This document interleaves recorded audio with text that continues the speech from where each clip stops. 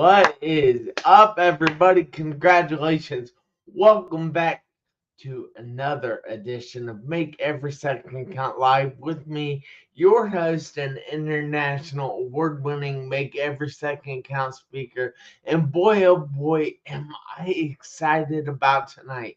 We have a fantastic guest, but first, let me get to a few house cleaning things and ask you if you would please share this video out. Invite as many people as you can to watch it and just enjoy it because we're trying to help you guys live your best life and do it now. Why, you might ask? Because I will explain that you only get one chance at life.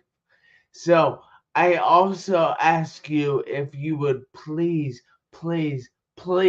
give us all kinds of likes and comments. Help us make a pre not help help us have a conversation with you instead of making a presentation to you. So with no further ado, I would like to bring to the stage Steph. Hey Stephanie, how are you?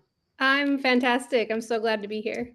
I am so glad you took the time out of your busy evening to be here with me and my viewers. But first, I have to ask, you go by Stephanie on Facebook, but you wrote Steph here. So, which is it? It's it's either or. I All just right. wrote Steph because I was a little flustered, but the people All that know right. me best call me Stephanie. All right. Well, cool. I didn't want to like call you the wrong name or something. Oh no. So, when I did it, I said Steph is here. But if you would like to take a short introduction, or if you would like to take a minute and go through a short introduction of yourself, we would love that. Sure. My name is Stephanie Shanks, and I live in Wisconsin. I'm a portrait and headshot photographer, and I am a mom of three beautiful boys. That's awesome. How old are your boys? I have twin boys that are going to be 26 and a Wow. 16-year-old. Yeah. You don't look old enough to have 26-year-olds. That's what happens when you have them really young. You Oh, kind of grow up well, with them. yeah. Yeah, yeah, I kind of understand that, I guess. Well, you still do look really young to have kids that old. But Thanks.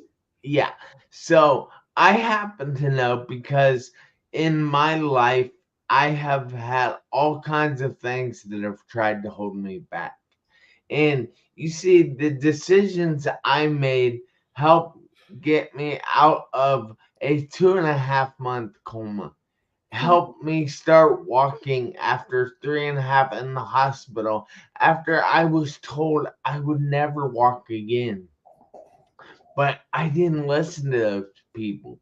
Those people are negative Nellies or negative Nancy's, however you want to say it. But I didn't listen to those people.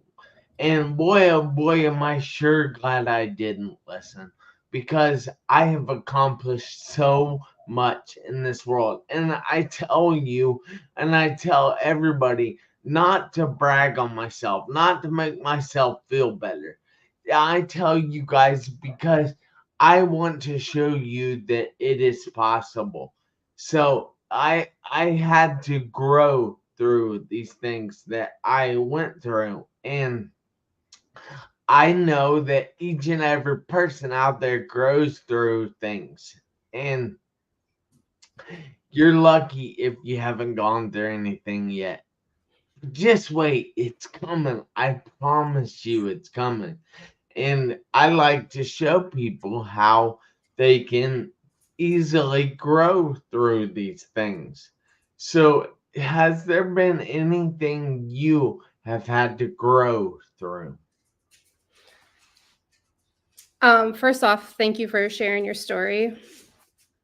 Um, I think like the more we talk about the things we've gone through, the stronger we are as humans, and the more we're going to grow and become whole.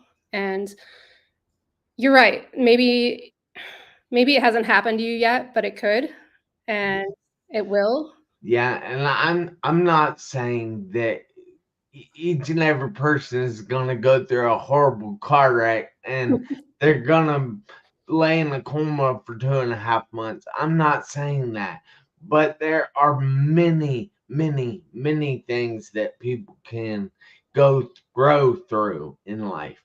Yeah. So my biggest hurdle that I've had to go through was becoming pregnant at 16, and I had the twins premature, and so they were 3 months premature, and then also they have one has cerebral palsy, and the other one has a nonverbal learning disorder. So at 16, I had to what I thought I had to learn was to be a mom really quick. And I had to put aside all the trauma, all the stress, all the things that, I just didn't think I was worthy enough to be happy. I thought I just had to do this thing. I had to prove that I could, I could be a mom. I could work. I could go to school. I could do all this stuff. But, the biggest hurdle I had to get through was like being okay that I wasn't okay. But that didn't happen until I was, in my late 20s. I actually heard a quote today that I'm going to start using, that it is okay not to be okay, but it is not okay to remain that way. Yeah. Because there are so many things out there now to help people, like, just get out of that situation that you're in, get out of that not being okay. And I'm proud of the people that get out of that situation. Yeah. Yeah. So I'm sorry to interrupt your story. No, I love hearing your story, so it's all good. um and yeah, you're right. It's okay to not be okay, but um it's a hard lesson to learn that you're not okay, that you can't just like keep going and going and going. Really have to take a pause and learn who you are, and you have to be okay with like moving past it. Okay, so this is like the situation that I'm in. The last 10 years have been this, but now how do I want the next 10 years to look, right? Like it was like that pivotal moment, that shift of awareness, I guess, of knowing what you have to work with, and then using those tools to like steer your ship or sail your boat, whatever you want to call it. Yeah, that makes sense. Yeah. Um, so what was the hardest thing about having kids at such a young age when you were just a kid yourself? Yeah. Um, the hardest thing for me was the pressure that I put on myself, because I felt so much shame for what I had done, that I just put so much pressure on myself to finish school early, to take my kids to all their doctor's appointments, to go to college early, to get a job, to get married early, to buy a house early. Like I just put so much pressure on myself, and that so really like the hardest part was my own self getting up. Like I just wanted to like I kept on trying to like fix this thing I thought I did wrong, instead of just like accepting, Yeah, okay, this is what I have. yeah. And how did having the babies make you feel? I mean, w- I know it's supposed to be a delight and a joy in life, but at that young of an age, how did having the responsibility of two kids make you feel? Um so the first part is I felt shame because I felt like I let people down.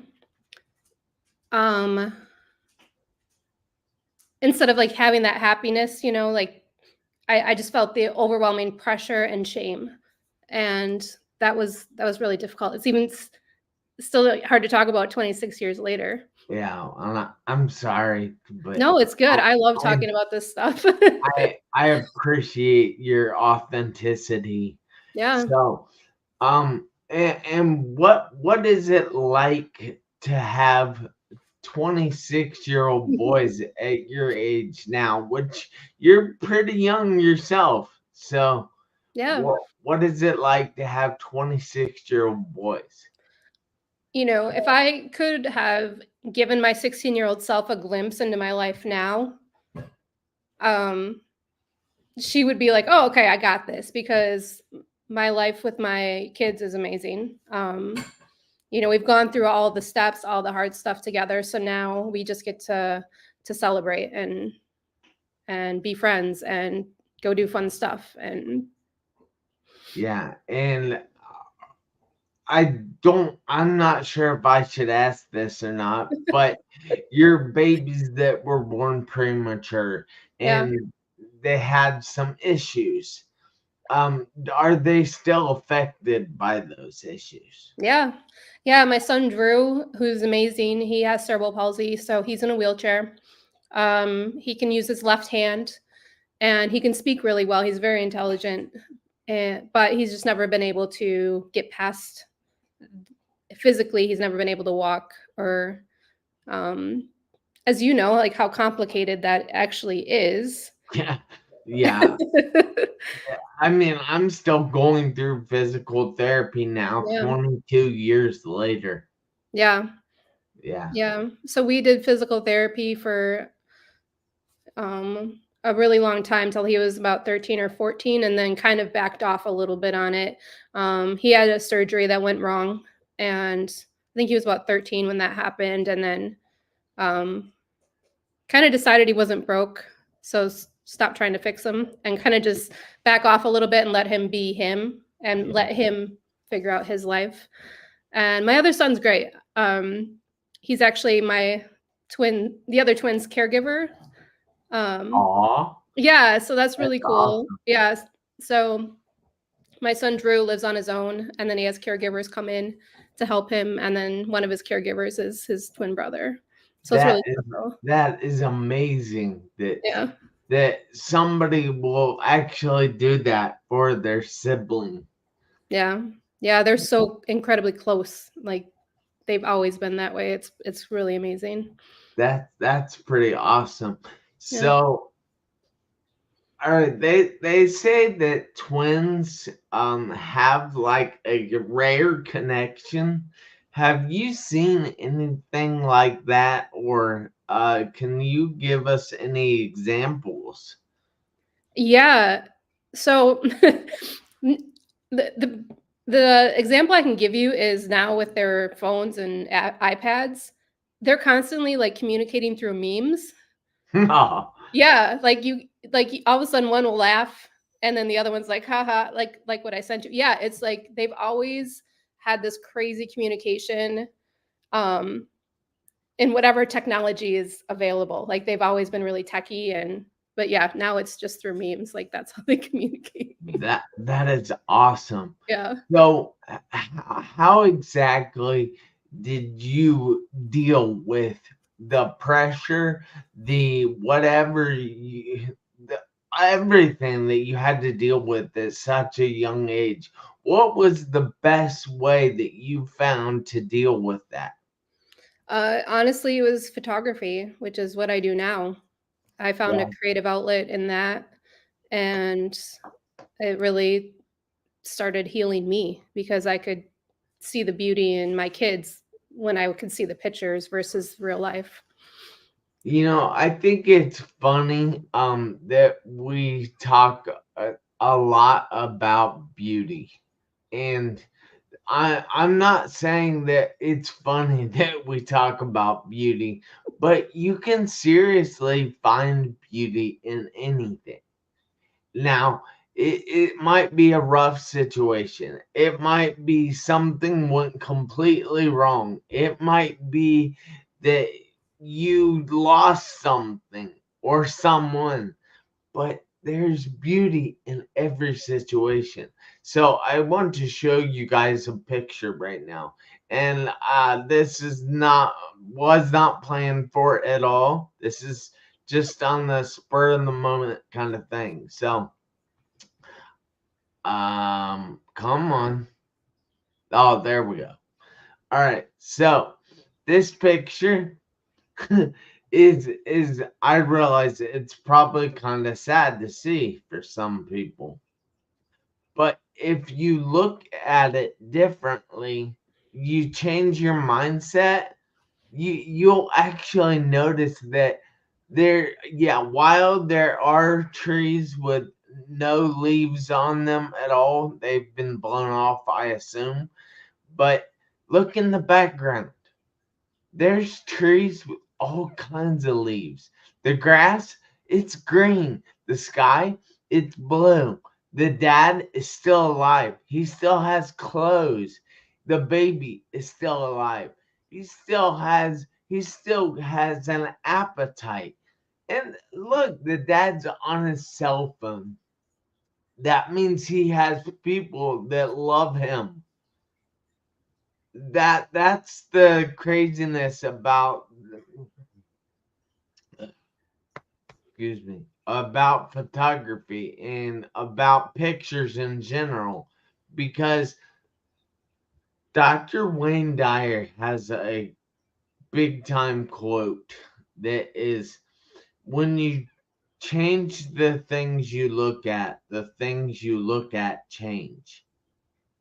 Now, I know that sounds kind of weird, but it's true. When you look at different things and you look at things differently, the things you see will be different. It's so crazy to me. So I have to ask though.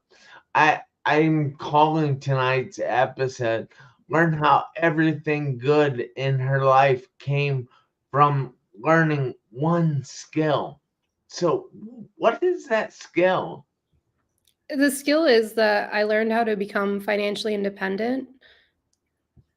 Like, it How was did you like, learn that? well, I came through it the hard way, of course, from being a mom. And then, so, when you have kids with disabilities and you have a baby and you have all this stuff going on, it's really hard to have a job.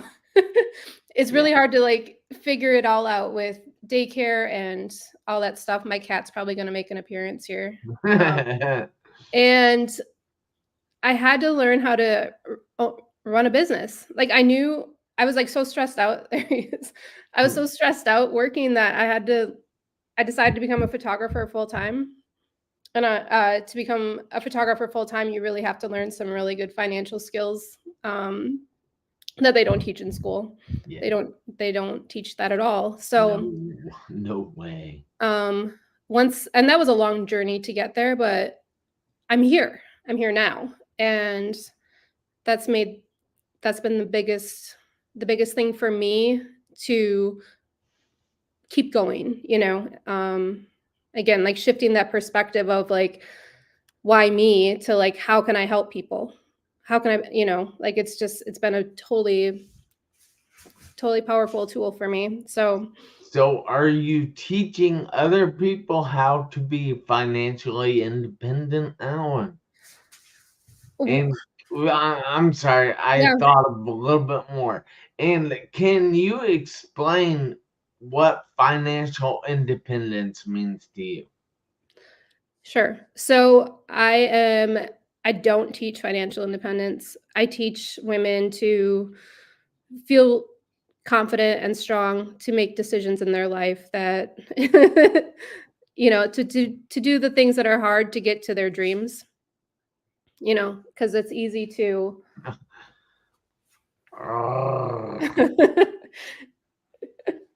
it's easy to keep going at the pace you're going and keep the status quo.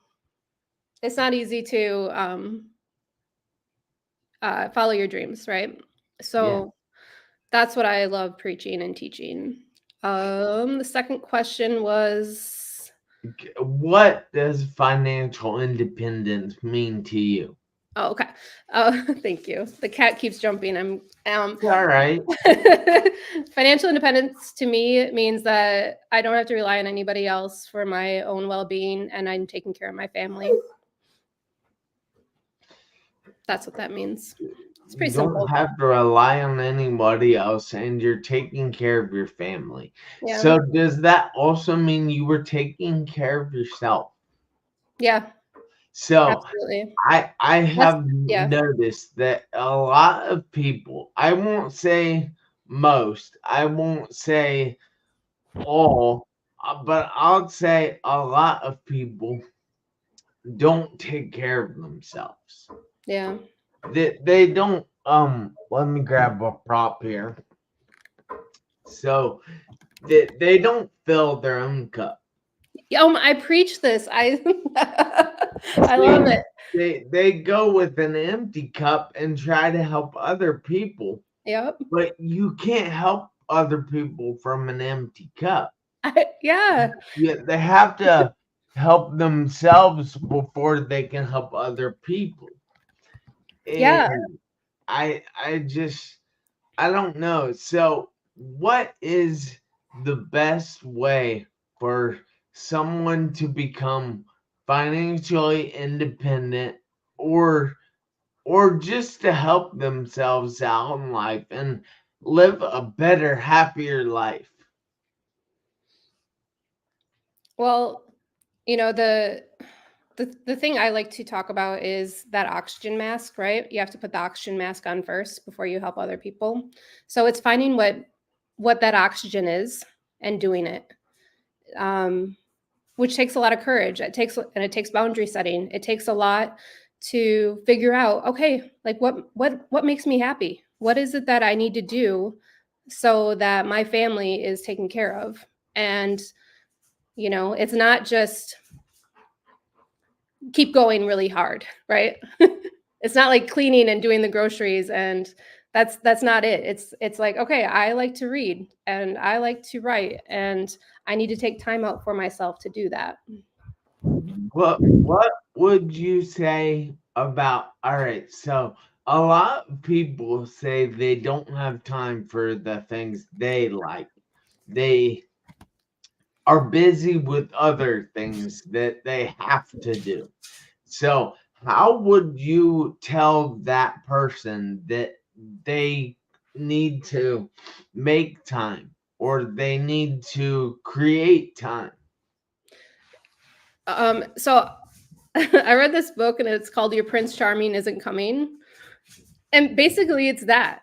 Like no one's gonna like see you on the street and be like, "Oh, are you taking care of yourself? You look like you need to take care of yourself." Like you have to create the time because no one's going to create it for you. And like you said, like every second counts. Like you're only here for however long you're here. There's no guarantee that tomorrow is going to be here, and you just you have to appreciate your life and who you are, and the people around you are going to be so much happier. Yeah.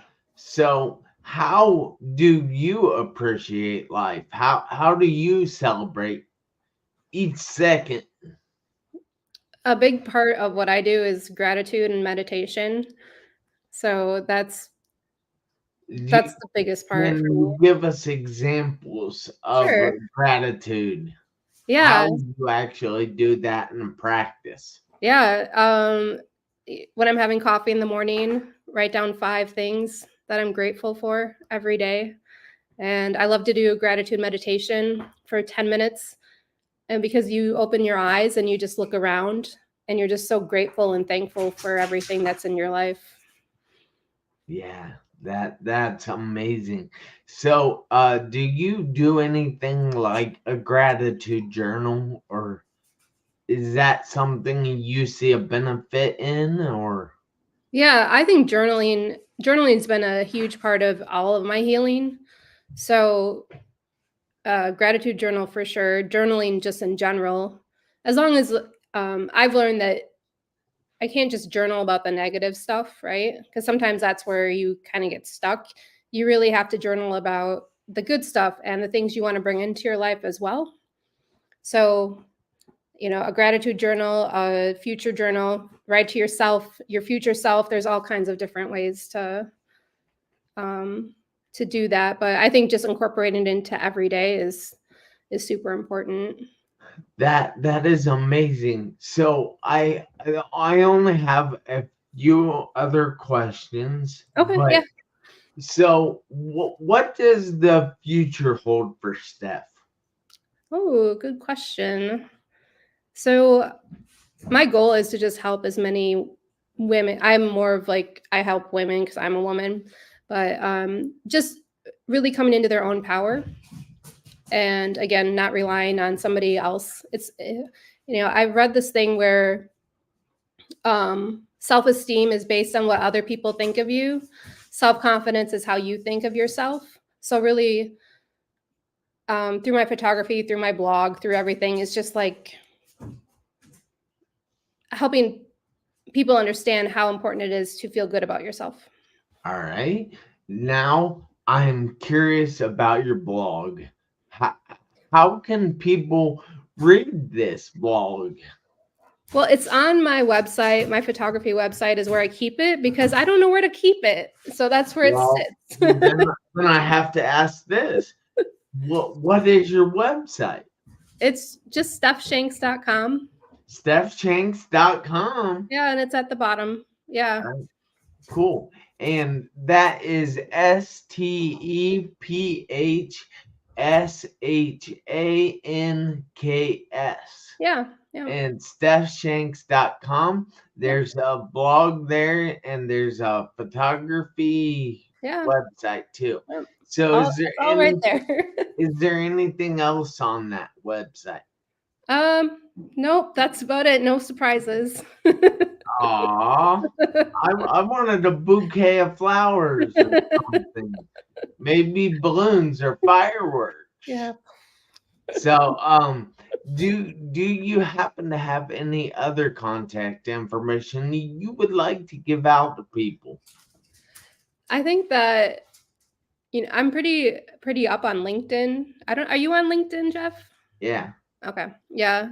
So my LinkedIn is just linkedin.r/in/Steph Shanks. That's like that's where I keep up to date on most like what we were talking about today. Like that's where I keep all that. So that's awesome. yeah.